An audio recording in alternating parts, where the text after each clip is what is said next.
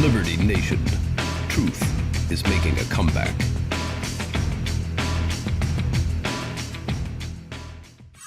Hello, I'm Mark Angelides for Liberty Nation Television.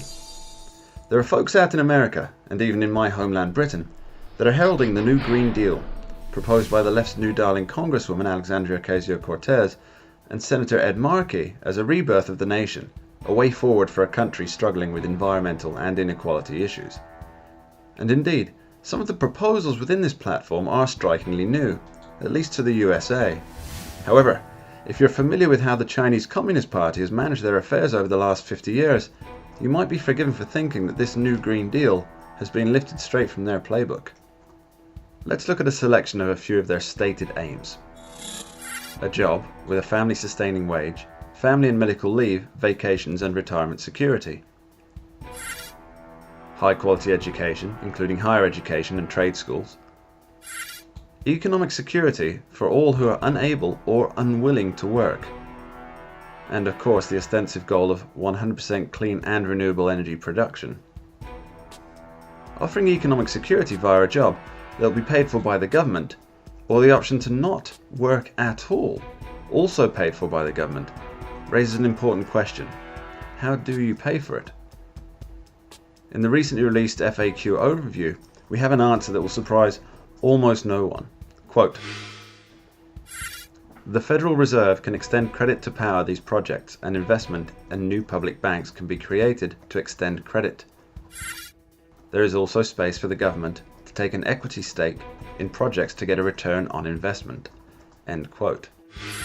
So, debt, and more borrowing.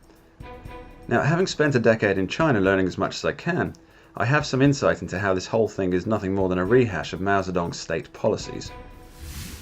In China, you have companies that are called state-owned enterprises, SEOs. These are major organizations in which the government has an equity stake. These companies are operated on behalf of the government, and they're a habit the government just can't quit. Invariably, they're poorly managed and run up significant debts. Part of this debt is because they're compelled to take on unnecessary workers to lower the unemployment figures, similar to the Green New Deal's plan to ensure everyone who wants one actually gets a job. But of course, these are state-owned. They can't be allowed to fail. So the Chinese government has three ways to stop them drowning in a pit of financial despair.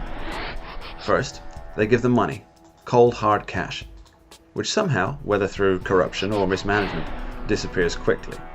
Remember, the leaders of these SEOs are semi-political appointments and not businessmen or women with a proven track record of making a profit. When that money is gone, they move on to the second method, bank loans. Now, as with the new Green Deal proposal to create, quote, new public banks, China already has the big four state-owned banks: Bank of China, the China Construction Bank, the Industrial and Commercial Bank of China, and the Agricultural Bank of China. Now remember, these are not private banks, but public banks.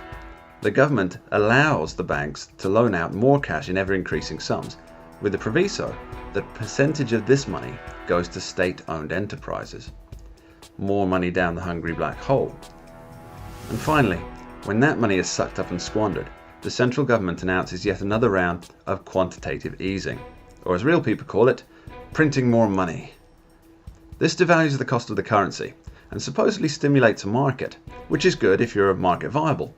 But if you're little more than a vanity project for the government, used to hoover up unemployment and meet green targets, rather than a viable business, all it does is devalue any assets you might actually own.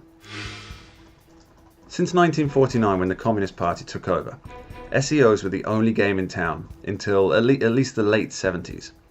Now, we should all remember the loss of life, the terror, the starvation and the political extremism that took place during that time.